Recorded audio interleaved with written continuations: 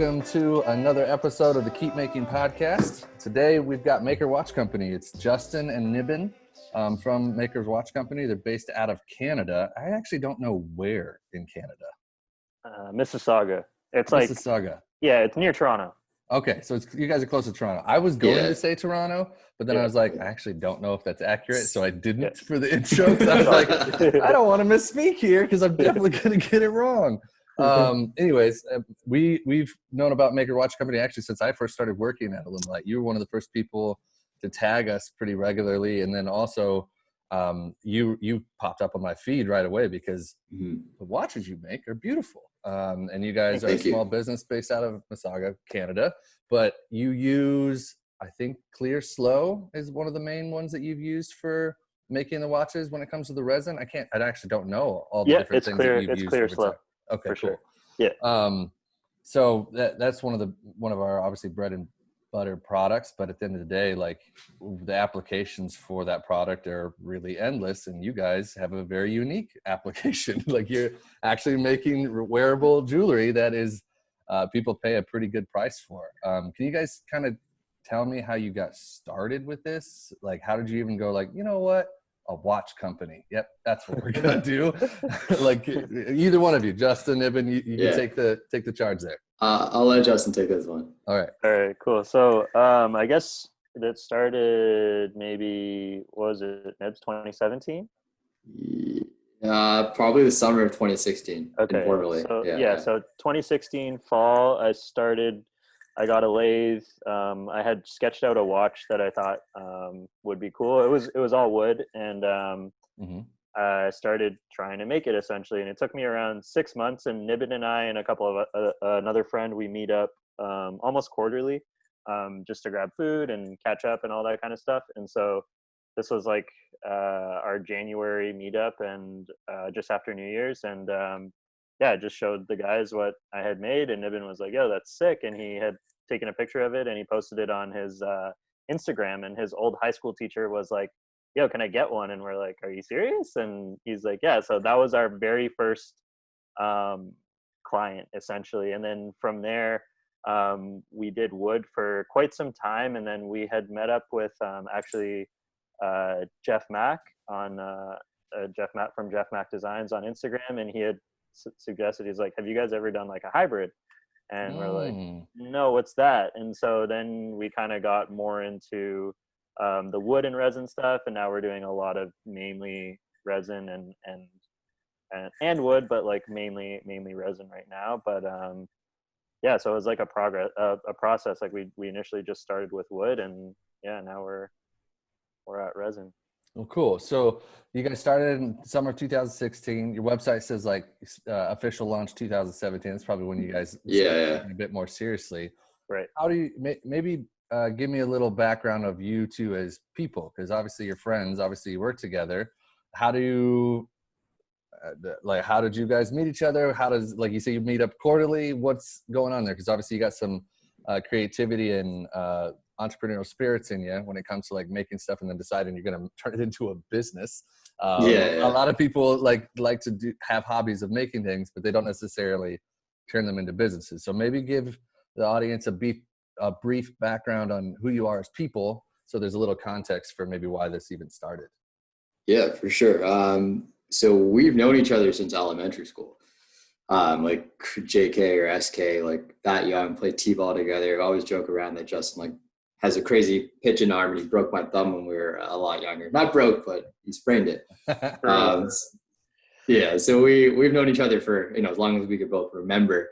Never went to high school together, never went to university together. But when Justin mentioned like the quarterly meetups, we'd always come home, grab coffee, grab food. And one of the things actually before we even started this is like, Justin's, you may follow the story, he's like super into coffee, and like naturally, because we started meeting up over coffee, we just like always had this idea to actually open up a coffee shop in our local area. Cool. So we were, prior to Maker Watch, we were actually looking for like a coffee shop. Okay. Just early on, like wasn't like so serious, but we were just scouting the area, talking about ideas. And that's when he started to pick up the lathe, and we kind of just said, hey, like got that first customer. And obviously there was a bit of momentum there. So we just kind of kept going down that path. but like we always joke around and say like our ultimate thing would be to eventually open up like a maker space / coffee studio where we do the watches and have coffee. That's like, a long-term goal for us. But as far as backgrounds, like, we, past elementary school kind of went on separate paths. Like I went into business. I worked corporate the last 7 years in the States, in Canada for like, larger companies doing procurement, supply chain stuff. Having, started a couple other smaller companies. One still runs today. So I've learned like a lot in terms of just starting from nothing and like building something up. I'm definitely more of like, I guess like the admin back office to Justin. Justin's, I would say like the true talent, the true maker. And then I kind of support him in the background to make sure like financially and operationally that like, we're moving the business forward. I would say that's like my background. Then I'll let Justin speak to his making abilities here. Very cool. Yeah, I don't have like a crazy background in terms of like engineering or industrial design or anything like that, but those have always been like innate interests. Like my grandpa's always around me sort of making stuff and building and fixing things since I was little. So, I'd be literally in the exact same spot I am, making like gifts for my mom or whatever, or like making the packaging for her to make it like, to make it cool, like something cool that would happen. Like there was this one present on Christmas Day. I remember it was like a sled, and the sled came out on a little bit of like a conveyor belt with like the gifts in it. And so like just like random stuff like that, like this is the stuff that sort of interests me. And that's like, I've always been the kid to take things apart and try and put them back together, and usually not very successfully, but that's gotten better over time. So yeah, there's always a lot of failure that comes along with making. For sure, without question. So I initially was actually really into personal training, and eventually decided to get away from that. And then I did construction to pay off student loans and stuff like that. And it wasn't like anything crazy. It was more of just insulation in terms of construction. And then I just started like kind of analyzing my life and trying to incorporate more of what I enjoyed in it. And one of the things was like, just being able to make stuff again. So that's when I grabbed the lathe and stuff like that. It had been a little bit of a hiatus from making for me. So you started like on an actual lathe, which is crazy because I think you guys use like a CNC machine now to, I'm sure you did. Maybe talk about that journey when it comes to like, prototype one of your guys' watch that was all wood that you turned, I'm assuming, some level to make, which is again wild because like watches aren't that big. So I've used the lathe like twice. I'm not the maker here when it comes to like Jordan is the maker on my team, and it really is funny how you guys' stories are similar when it comes to like making was a part of my childhood. I grew up with it. My grandpa was a big influence. Jordan literally says the exact same. That's crazy. And then like he went away for a long time. And then like as he got older, he was like, wait a minute, this thing that really made me happy when I was young, I need to bring back into my life. Sounds very similar to your story, which is I resonate with on different levels, not necessarily like getting my hands and making stuff. I like building teams and that kind of thing, which Niven sounds like you like building businesses and like getting things started and like make sure that they actually run properly, which is cool. But yeah, it's really cool about the story. But like, sorry, I'm like, I got so many thoughts rushing around. So for me, I go, well, talk about the journey between going from lathe and like, I can't turn every single watch that we're going to make because it's probably really time consuming in order to do that at the scale that you guys are at now. For sure. I think initially it's actually less time consuming. Like I can turn something on the lathe much faster than the CNC can cut it. Really? But but the tolerances aren't necessarily going to be exact all the time. So there's a greater margin for error in terms of me cutting on the lathe, especially in terms of like the thickness of the watch and how the movement needs to sit and everything. And especially now, our product has evolved to incorporate like a steel infrastructure. And that's not feasible to do on the lathe anymore because that would be a lot of handwork and chisel work to get everything perfect. Whereas the CNC can just get in there and mill out the shape that we need. And then everything can be a little bit more modular. Cool. But yeah, it was like, I think that the decision was more to improve the product and to be able to get that that steel infrastructure in there to solve a lot of the issues we were having, because we obviously ran into tons of issues along the way. I was gonna say, how many failures did you guys go through until you landed on the watch that, like, the hybrid watch? Because it sounds like that's really where it started to like take off for you. That was like, you know what, I think we're happy with this design. And obviously you're still not necessarily fully happy, because I see you guys trying to innovate regularly. Like Okay. I follow you guys on Instagram and I pay attention and on TikTok, etc. And you guys are constantly trying to push the envelope in what you're doing. But when did you finally go like, all right, we can sell this and we can sleep at night with this product instead of what we were doing before?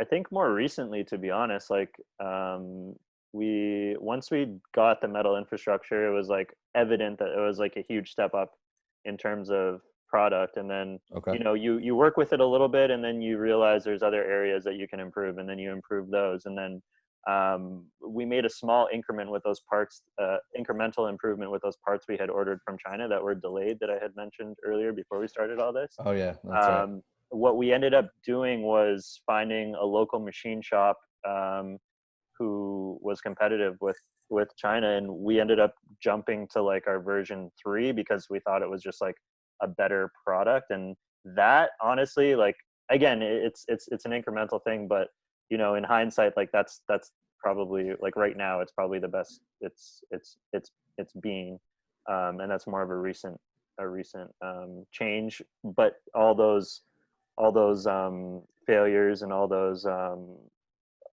issues are just like accumulation of what it is right now. Yeah. And if I could add, I would just say, like, we have this saying where it's like every product that goes out the door is the best it could be in that moment. So we were aware of like what we were putting out when they were hand turned, and even the first version of the steel infrastructure, but it was the best that we could do. So like we still back it, we still warrant it. We know like what some of the risks are that are out there. And it's just a matter of like, okay, now that we know, let's change it, and then we just get better, right? So I don't think we ever had hesitation to put something out, because it was the best that we could do. And that's like literally the principle we work off of. And so, we have close relationships with our clients. The first like 2019 people, we offer them like a 2-for-1 deal, because we knew there were going to be some issues. So we said, hey, invest in us early, help us kind of get through this, and we'll get you a second one on the house, right? So we've always kind of just been open and transparent with people, and it's never really been an issue.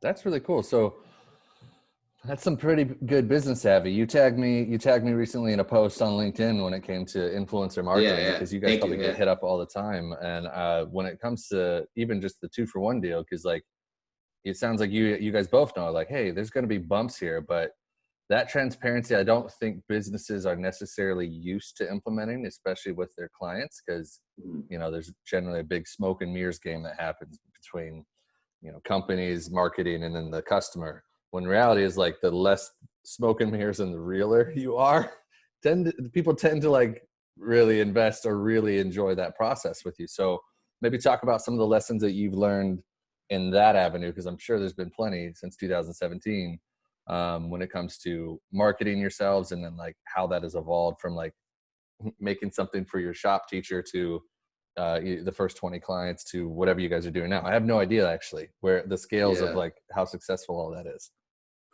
I think that's just like, it's just evolved over time. So in the beginning, a lot of these people were like, personal relationships for the most part, a couple of people, a couple of degrees apart, but it was always just that trust and that transparency, saying, look, this is what we're doing. Here's our plan, right? The cost was very nominal, right? In comparison to today, you probably couldn't even get a single watch for, what we gave you for 2. So I think just having that transparency from the gate gave us that runway to say, hey, look, there may be some errors, but we will handle it. And that's the way we always operate. And as we've evolved, like, we've put in things like, now we have like a 2-year standard warranty, right? We know like certain things that like we will warrant versus not. And these are all things that I think just naturally, as we've seen different scenarios, or even like say something goes out the door and, we did an adhesive change and we're like, okay, we've identified that there's 20 watches out there that have this risk where like it may pull off, right? But we've like given those people a heads up to say, look, we're aware of it, right? And if that happens, we will take care of it. Luckily we haven't gotten those calls yet, but we're always just like, I think the more proactive you are in your communication, just the easier people are going to accept it. right? And not to say that like it's a subpar product or anything like that. It's just the transparency, I think, trumps really any issue that can really happen. Right. Because at the end of the day, it's a matter of them just sending it back. We'll even arrange to pick it up and bring it back. Awesome. So as long as, you know, you're okay with parting with it for, you know, a short amount of time, like we'll take care of it. And yeah, like as we've grown over the 3 years, like, you know, it's still just me and Justin. It's not like we have this team, right? Right. Like, you know, you guys are doing it all, making it, assembling it, shipping it, marketing, boxing it, marketing, all of it. Yeah, exactly. So like, as we've kind of evolved, like obviously if you go to the website, like hopefully it feels like it's like, I don't want to say it's bigger than us, but like, hopefully it feels like it's clear when you come on there that like, you know, we do stand behind our product. You know, we do kind of tell you like what goes into it, all the different specifications, right? So you feel comfortable making that purchase and you have that trust. But at the end of the day, like, yeah, it's really just me and him figuring it out and managing it all for now. That's awesome. So maybe speak to, I've always been curious of this. So the first video that I ever saw is the CNC machine operating, you guys making a watch and taking it all the way through and putting it in a coconut. Where the heck did you guys go like, you know what, we're going to put our watches in coconuts? Like, I was like, well, this is great, but like, where did that come from? Because like, that seems like such a random object to put a watch in, but it really works for your guys' watches. So I've been waiting to ask that question because I was like, the first video, I was like, why is it in a coconut? I don't understand. So I'm pretty excited that we're doing this because like I get to finally ask that question because it had to come from somewhere. Yeah, I mean, so initially the initial idea was plantable packaging. So you get the package, you plant it, and some flowers grow. There's like seed and impregnated packaging. That's awesome. But we got samples of that, and it wasn't durable enough to send like a watch in. Like, it was really thin; it wasn't thick enough. The next best idea was a coconut. Did you just have a coconut sitting around? You're like, you know what, this will work. No, it was just like. Well, it was a thought. It was definitely a thought before the object was there, but it was just like what else would work? And then it's like a watermelon, like a pineapple. No, a coconut would work because like it's the one thing that like, you know, it's durable. It's hard shell. It lasts, you know, almost forever. That's great. I mean, I think it's a brilliant idea, but it's just caught me off guard the first time that I watched one of your guys' videos. For sure. Because I didn't know what to expect, and then I saw it go into a coconut. My second video that I ever saw you guys put out was the watch that you made for Gary Vaynerchuk. And I don't know if you ever got it or what happened with that story, but I think we're probably all fans of his work and what he does. I think we've probably all been influenced on some level, and all the free lessons he gives away, I've definitely implemented like crazy, and it works. But what inspired you guys to do that? Was it more of like a gratitude, like, hey, thanks for the free advice on how to run a business and like how to market and et cetera? Or like, how did that thing come about? Yeah, definitely. I think we both kind of follow and consumed a lot of that stuff like early, and like now I don't think we consume it as much, but like it's kind of ingrained and we just kind of do the work now, right? But it was actually, we have like a list of people eventually we'd like to reach out to, right? And he was on that list. So I went to a wedding last summer, and sitting beside this guy I just met, and basically he's a marketing guy in New York, and one of his good friends is one of Gary V's EAs. So like the conversation started, and he's like, yeah, I can definitely get it to her, whatever. So like we knew that like, okay, if we do this, he'll actually get it, and it won't be like in a pile somewhere that he'll never see. So yeah, once we had that kind of confirmation that it was good to send, we made it, like obviously New York Jets theme, football leather strap, like you saw the video. And yeah, so we got confirmation, like she said that she gave it to him. He's like, thought it was cool. And he's like, this is, it's pretty dope. Like, I'm going to keep it in my office. Right. So like, we've been kind of looking like here and there to see, like, where is it on the shelf? Yeah. But like at this point, I feel like, it's all good. Like, we're not like keeping our hopes up anymore, but I think just the validation that like he received it, he saw it, he said he liked it, appreciated it, and was going to keep it in his office. For us was like, all right, like we did our part. It got to him. He's seen a maker. And then like, once in a while when we're watching, like we'll kind of keep our eye out, but it's all good. Freaking football coconut. Yeah. That's what I do. As soon as I see a video of his office, any new videos, I'm like zooming in and like, who knows how much is actually up there? I'm sure that he's getting sent a bunch of stuff. Those shelves are loaded. Yeah. Yeah. So, all right. So let's talk about the product a little bit. So I think, when did you guys decide to start using Clear Slow? And switch over? Was that something that someone introduced you? Because that's kind of our connection point, obviously, is the Right. Clear Slow, and that's the product that we put out. A lot of people use it for making pen blanks, making bowls, hybrid bowls. People, I've got this on my desk. I don't know if you guys saw this. Like Scott Wishart makes, these That's X-wing crazy. spheres that are just wild, that look like glass. Yeah. And I think this really applies to your guys' work. You've had watches with hybrids of coffee, like ocean clear. I mean, like you guys have, obviously you do custom jobs for, if someone has a vision or has an idea, Right. you'll execute against that. So what set you down that road, or how did you even find out about us? Because I'm super curious how that happens. Mostly research online very well before last August. So I think like you had just mentioned, in like the training community, you guys are pretty popular, especially with the guys who do resin casting and make hybrid blanks, like Casey Martin, Wine Country Woodworks, and Zach Higgins at NV Woodworks. And those are like Zach guys. Higgins, we call him Mr. Alumilite because yeah. Well, he's used other ones, but then he always returns, so we're happy about that. Right. Yeah. So those guys were the first to, like, that's how I sort of, found out about Alumilite. And we were using slower set epoxies before, which are great, but the Alumilite just cures much quicker. It's very hard, and it's usually crystal clear for the most part. Right. Yeah, it's like 80 on the shore hardness, which is like pretty hard. Yeah, it's solid. And I like actually the fact that you can mix by weight, because especially when we sometimes for a watch we only need like 10 grams of resin for a mold. And so when you can mix by weight, it's just so much better than mixing by volume in those small amounts. Oh yeah, I would agree. So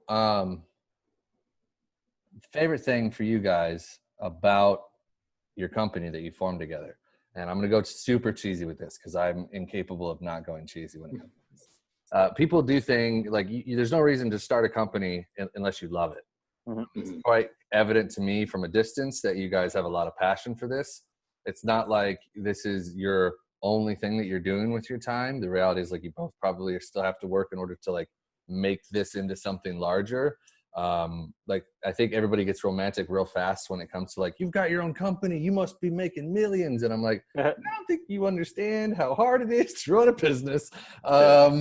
So like, maybe help me understand what elements that you love about your job, and then why you continue doing it, because it's not easy out here, especially in the season of COVID-19, a global pandemic.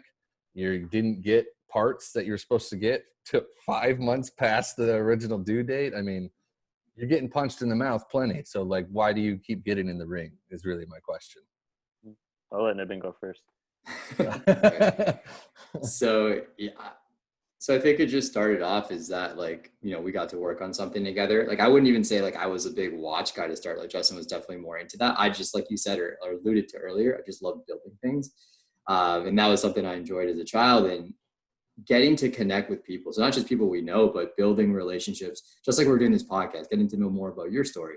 That's the coolest part, I think, for me, that drives, is like, we have gotten to meet some really amazing people that I would arguably say, like, I'm closer with than some of my old friends that we talk on like a regular basis. Right. So it's really like, I always say, like, we're not in the business of watches, we're in the business of people. And that is like that driving force, that connection to our community is like why we do what we do. And yeah, it's been, just over 3 years now. And personally, like, I was working full time up until last October. And I came to it just like, crossing the road where I was like, look, like, Justin's been basically full time in this since the beginning.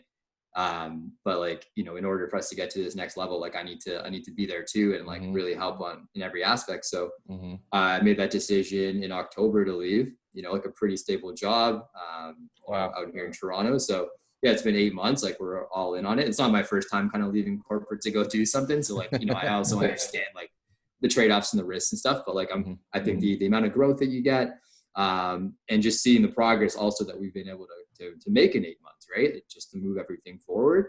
We have obviously milestones and stuff that we're working towards. And I think we're getting there. So I just believe that like, in order to figure out something, like you got to kind of go all in if you can. Like, obviously if I had children or like other responsibilities, it would be a much harder decision. Given like the situation that I'm in right now, it's like, this is the best time for me to go and try and figure this out. We know it's not just like a, you know, I think it started off definitely as a craft watch, as a craft hobby for the first couple of years. Now we've built like a pretty robust product that we're confident with. We're not selling these things for $100. They're going for, you know, a few hundred, if not $1,000 plus, right?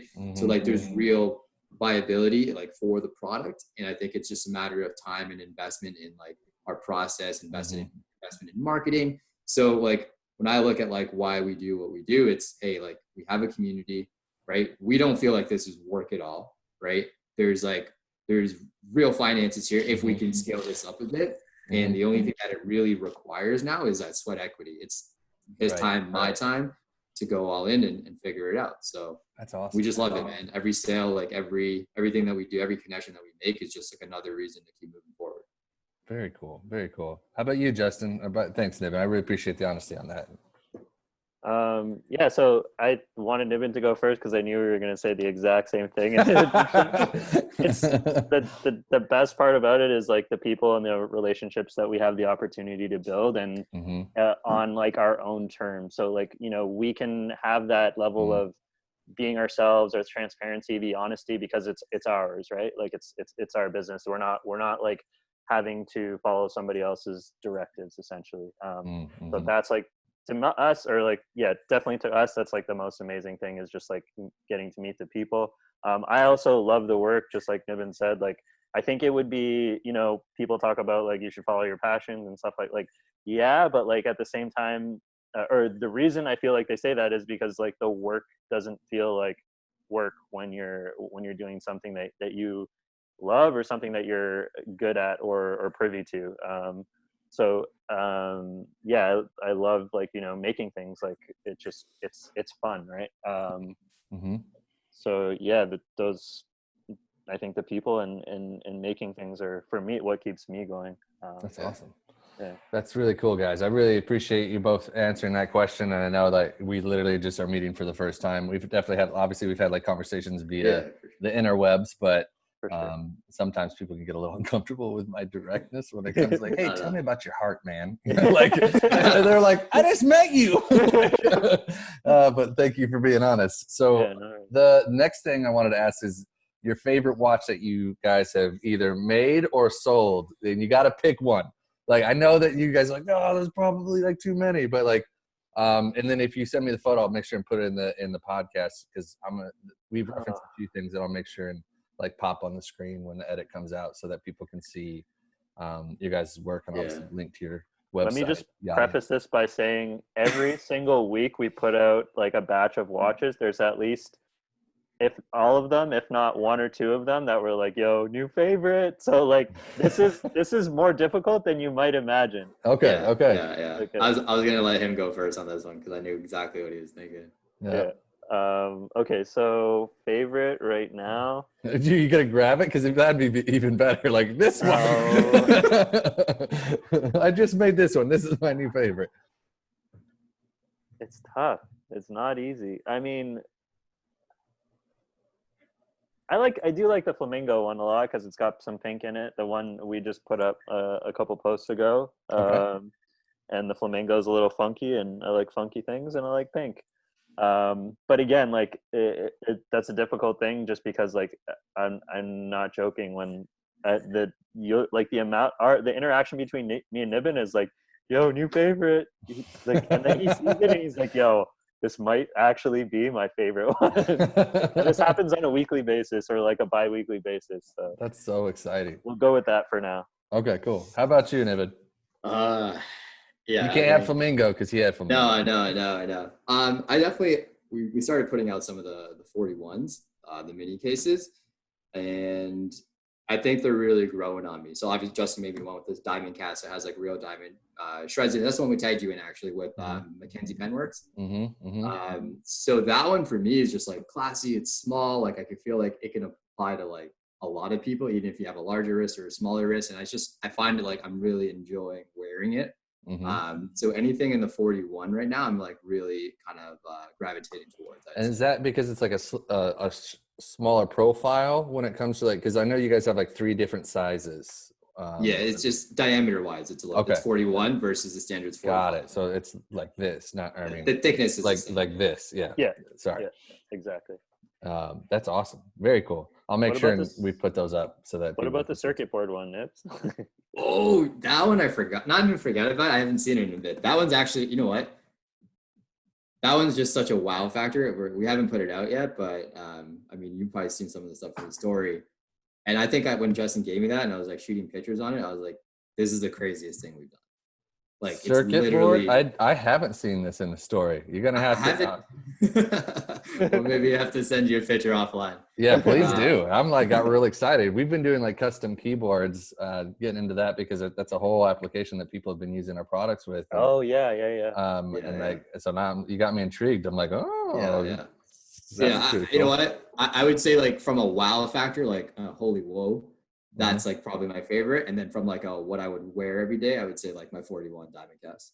Cool. Sure. Very cool. So yeah, I was gonna ask. Are you guys wearing watches right now? I think Justin, did you have one on? Yeah. I just ran out of the shower, but it's right here. I was like, yeah, I want to see it. Mine's always on. I honestly just wear it a lot to test it as well, right? Because I got to know if it's good. I got to know everything's holding up fine. So I wear the same one every day. It's very just cool. All resin, so all Alumilite slow with some black diamond pigment in there. Very cool. So I like that you wear it every day. And Nibbit, I didn't see your. Sorry, his was like fully taken over the screen. Oh, very cool. That's great. So the wearing it every day is awesome because I mean, obviously that means like you can back up exactly everything you're saying. How long have you been wearing that now? How long ago did you make that one? So this one was the very first one with the 3.0 backing. So that would have been just a few months, I think. Okay, cool. Yeah. The one before that was a little over a year with the older 2.0.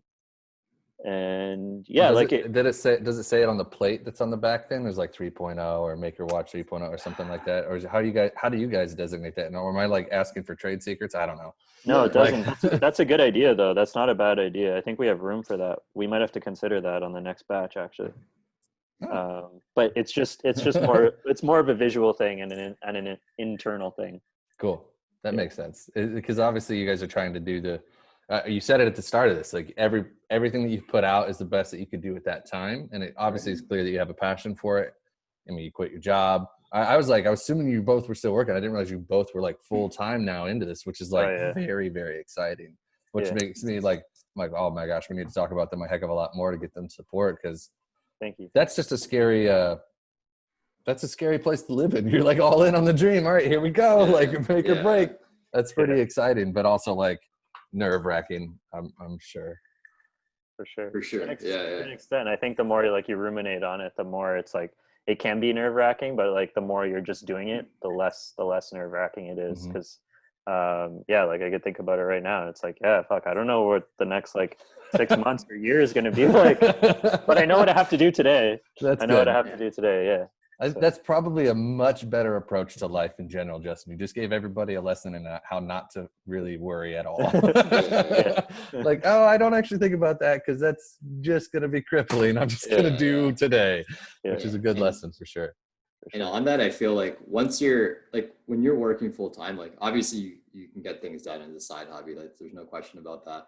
It's more of like, you have that comfort and you probably will move a bit slower and you'll just kind of like, you have that security. So now like, this is all or nothing. Like, I think we're forced to figure it out, right? We're making some changes to our process as well, like putting a hold on customs for the next little while, just to focus on sample stock, right? Because some of the analysis we did is like one of the barriers to entry is not really cost, it's decisions. It's a paradox of choice. Like you have so many options, you just do nothing. But when we put samples in stock that are ready to go and you know what it's going to look like, our sales go up. So that's like what we want to focus on over the summer is just getting the store stocked, not being rushed for Black Friday this year or like a maker day that we're doing. So like these are all things that like we learned like when you're all in on it, and it just come a lot faster when you're in. That's it. That's awesome. That checks out a lot too. And those lessons you can only you just said it, like you can't unless you're actually present to the problems and the issues, like you'd probably move too slow to you probably wouldn't see it. It would pass you. So yeah, that's really cool. So coming up in the future for you guys, let's talk about the future a little bit. You said you were trying to stock up the store for the summer. Is there anything that me or Alumilite or in general could do to help you guys, support you guys when it comes to your guys' current mission as a company? Ooh, you're both like, ooh, think about that one. Yeah. Outside of like doing this podcast and obviously promoting what you guys are doing, that kind of thing. Yeah, no, I think we just appreciate, like you said, the relationship building aspect of it. And that's wicked. I don't know about outside of that, but like this is nice. This is nice. Yeah. Cool. You guys just keep making good stuff, man. We'll do our part. Sweet. Well, that's awesome. Yeah.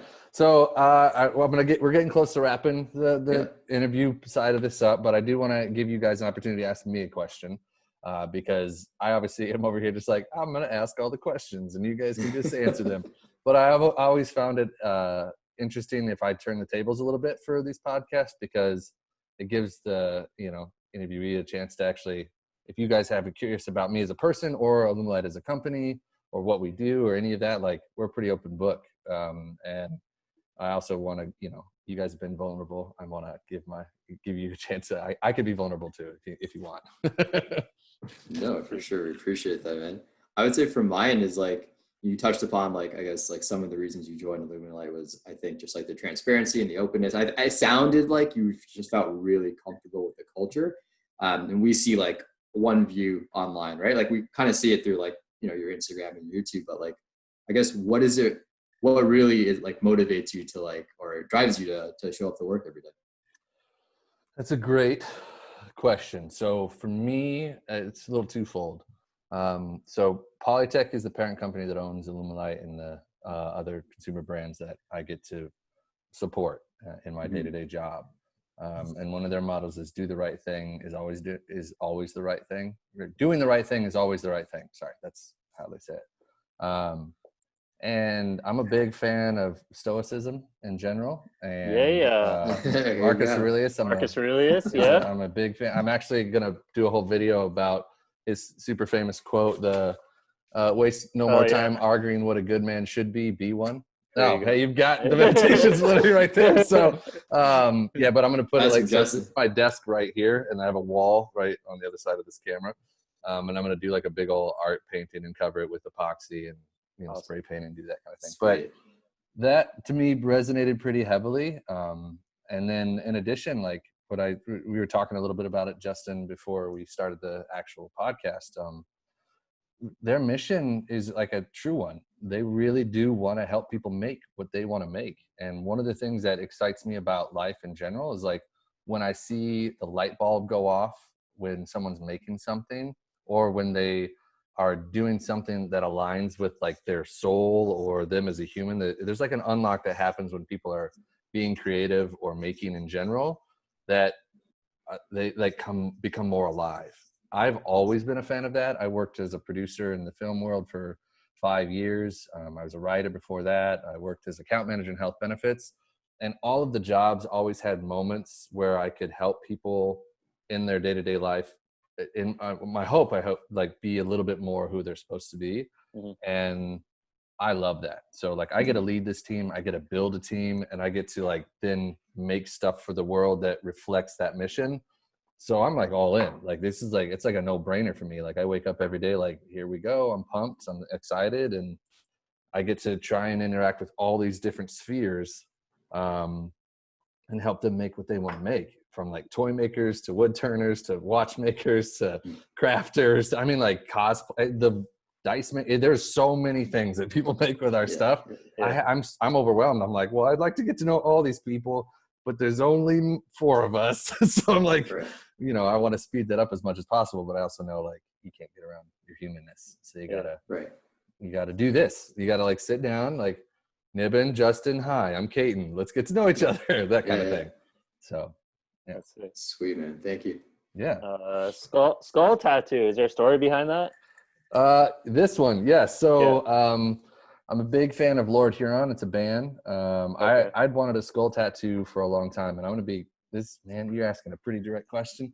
there is a story behind this one specific. So I was supposed to get married in 2015. My fiance and I, who's now my wife, we ended up getting married. She called off the original wedding date.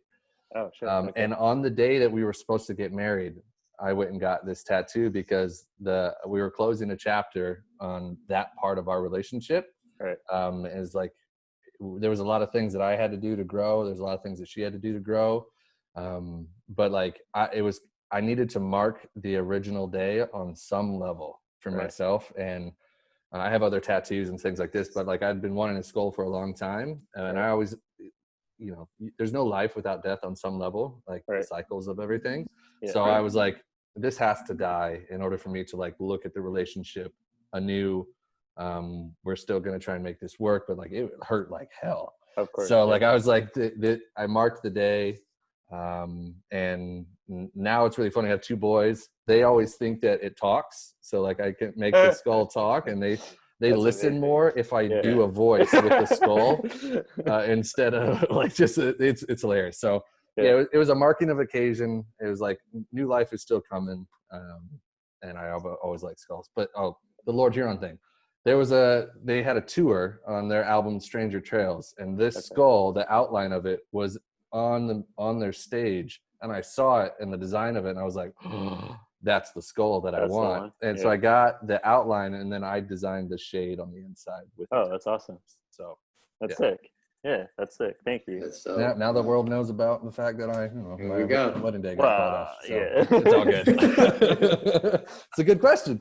See, I could be vulnerable too. All right. Guys, I really appreciate you taking the time to do this podcast. I'm really excited to cut it down a little bit too, so you guys can see some of your snippets on the Instagram channel. In general, like I appreciate your guys' time. I appreciate the work that you're doing. If there's anything that we can do to support you in the future, don't hesitate to reach out to me or my team. You know that we respond in those DMs. We kind of live in there these days. But your company is really cool. The stuff that you make is awesome. And I really wish nothing but the best as you guys kind of embark on this journey building this company.